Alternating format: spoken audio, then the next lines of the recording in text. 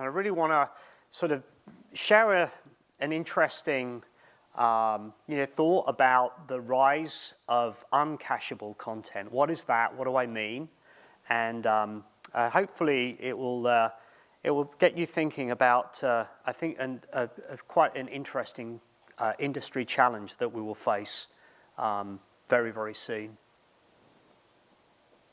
So at a macro level, I think there are three immutable trends that we're experiencing, and they're all kind of, it's one of these cases where each is feeding the other in sort of a self-perpetuating motion. We all know that cloud migration is here, it's now, it's happening. You only have to look at AWS recent announcements, I think 26 billion, 40% year-over-year growth, which is just astounding. And Amazon, Azure and Google are not far behind. And it doesn't matter whether you're looking at RightScale, Forrester, IDC, all of the charts are exactly the same in terms of adoption of public cloud and enterprise IT. Arguably one of the biggest transformations that we've seen in the IT industry. We're also seeing the proliferation of real-time apps. More about that in a moment. And we're seeing a transformation in the way developers are writing and publishing applications from monolithic to microservices. I think that Don mentioned that earlier. And I dug this out. It's kind of it was an old Forbes article that I saw a few years ago, but I sort of blew the dust off it because I felt it was still quite relevant, especially as it relates to real-time applications. And I think this just really encapsulates the world that we're in these days around user expectations of then and now. And really, this boils down to this insatiable need for immediacy. Whether it's it's one click to dash buttons or whether it's overnight delivery to same day.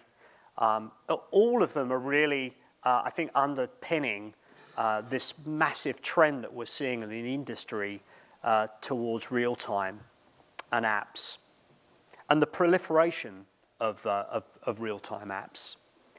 And I used this interesting example of really the proliferation. My parents in their 80s, late 80s actually, still living in the UK, they're using Dropbox and PayPal, which is just amazing. They'll send the kids over, instead of sending over checks, they'll now do a friends and family to my account, to my kids. My dad's figured out how to get that to happen, and you can click a few buttons and the money's there in my bank account. The kids never see it, but that's another story. And also, it's really revolutionized the way we share family photos. My mum and dad, have access to Dropbox, and I upload and share that. And this is all happening in near real time. And then, of course, there's so many other examples of apps that we just take for granted, and they all allow this sort of, they feed this need for immediacy. Our company is based in Phoenix, Tempe, and there's these wonderful scooters that you can activate with a mobile app. You pick the thing up, unlock it, you speed round the couple of blocks, drop the thing off, and everybody's doing this, and it doesn't matter whether you're on scooters, whether it's bicycles, whether it's rideshare. These real-time apps have become part of our everyday life. So just a quick word on app development, and I think we're seeing this transformation from monolithic approach of writing an application where a function is typically associated with a single process, and the way that the application is scaled typically, is done with multiple hosts or multiple virtual machines, and cloning these across multiple locations. towards now where the application is broken up into a number of autonomous, independent services that communicate with each other via APIs, standards-based APIs. And that enables really a transformation in the way that not only the applications are deployed, but also it really opens up a lot of flexibility into the way that they can be scaled.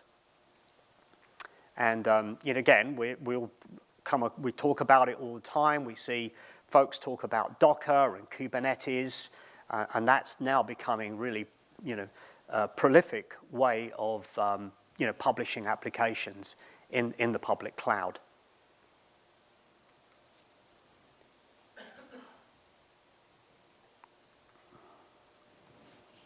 I grabbed these stats just last week, just showing really the size of the container market.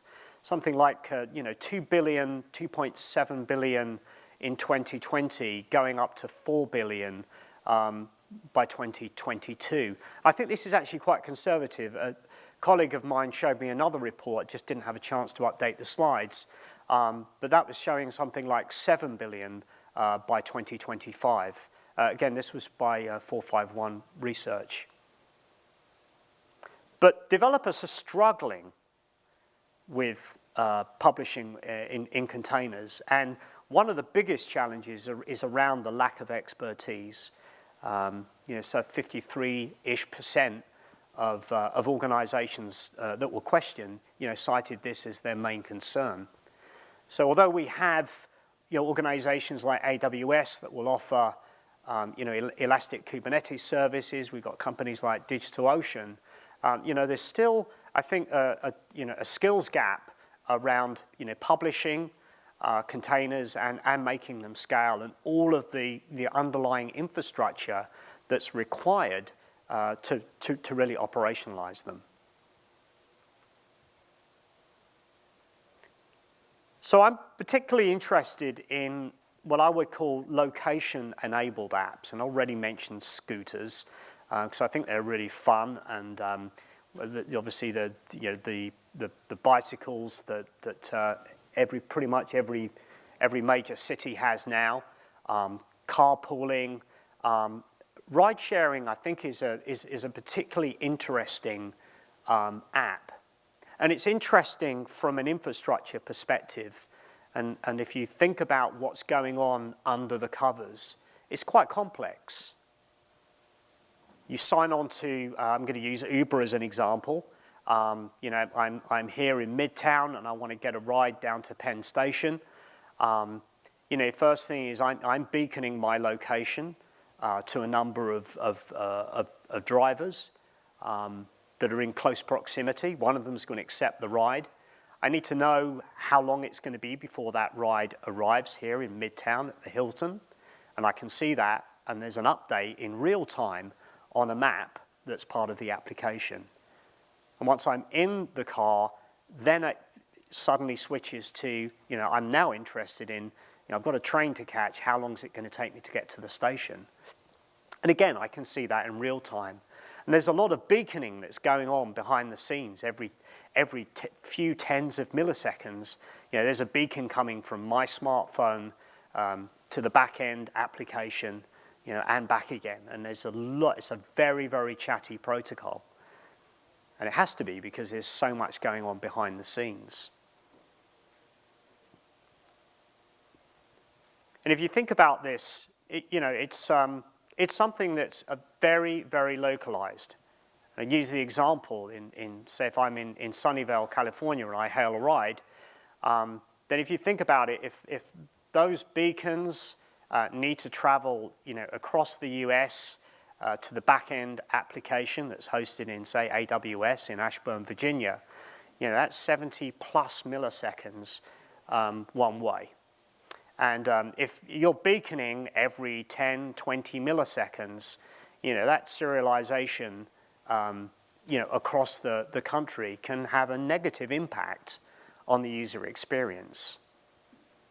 Whereas if you think about deploying part of that application, could be local in the region, say in San Jose, edge, you could cut down a lot of that latency, less than half, to a local edge that's going to offload some of the compute.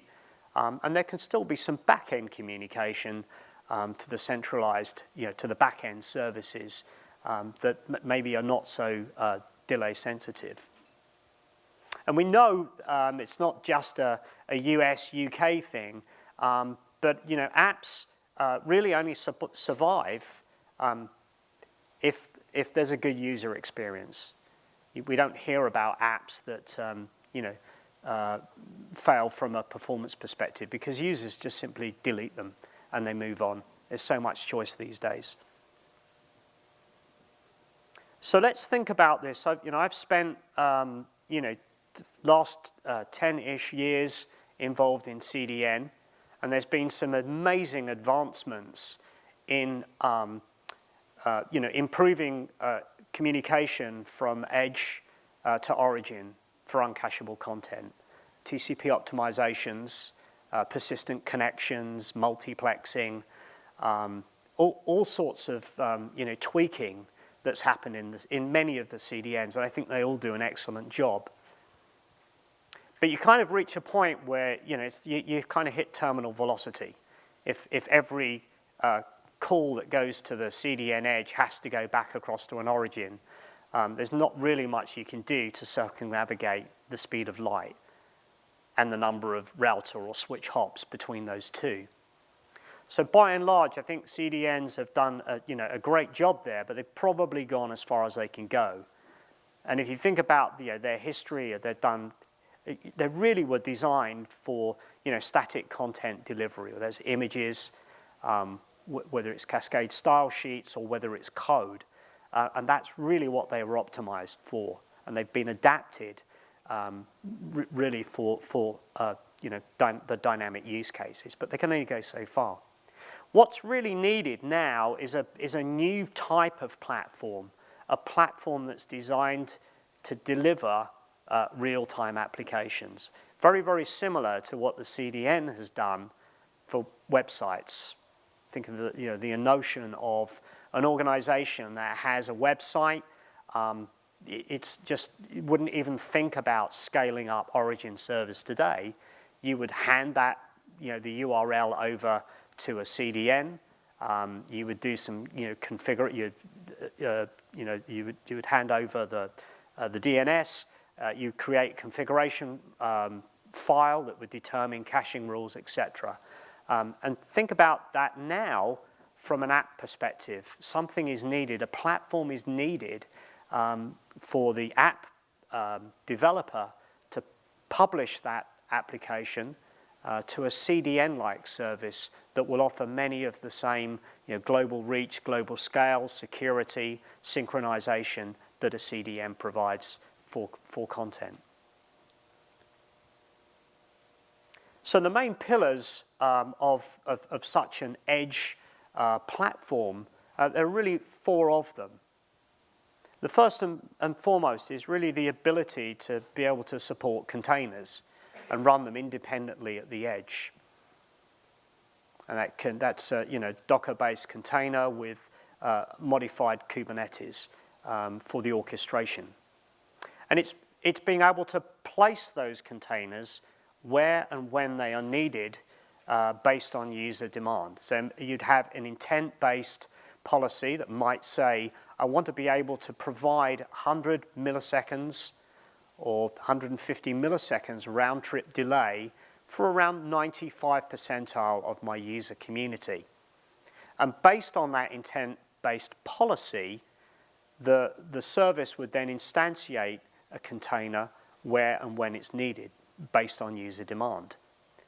And there's a traffic management, a traffic engineering component to this service as well. So users in Frankfurt area, for example, would be mapped to containers that would be spun up in that local data center. And there would be vertical scalability there based on demand. But when users come online in New York and Boston, and once those users, it's follow the sun model, once they come online, once a certain percentage of those users are there, and the platform can no longer honor the 95% of round-trip time in 150 milliseconds or less, a container is instantiated in the New York POP, and then DNS would take care of mapping those US-based end users to the local instance. And then the final element of the solution is really one of synchronizing, making sure there's communication between the edges. That could be for log, for troubleshooting. It could be just ensuring that there's synchronization between the containers at the edge and the centralized instance that could still be running in AWS or Google.